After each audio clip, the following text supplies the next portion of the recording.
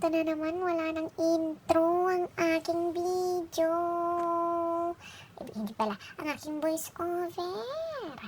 Gabi na namang umuwi ang inay nyo.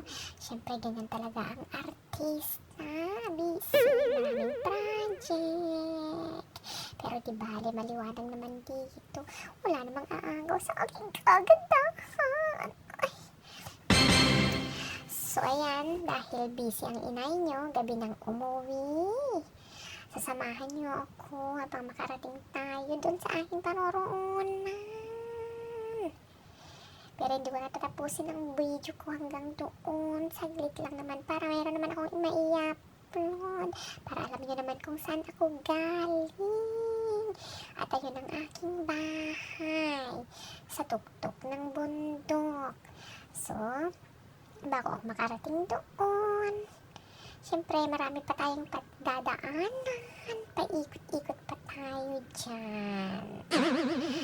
So alam nyo ba na maraming dumadaan dito na eroplano? Every 5 minutes. May eroplano na dumadaan. At ang lalaki. Doon kasi sa iba yung dagat. Kabilang mundo. Ang airport lang dito. Malapit lang. Para pag uuwi ka ng Pilipinas, marapit lang ang liliparin ko. Dahil dyan lang naman sa butas ng aking ilong. Aeroplano. Ay, ang airport. So yan, tignan nyo yan yung aeroplano. Diba? Nakakarinig ako ng ganyan. Nangungulila ako. Pero gusto kong lumipad. Kung pwede lang sanang sumabit dyan, gagawin ko na. Diba? Siyempre, kuhanan naman daw natin yung paglalakad ko dyan. O, diba? Ayan si inay.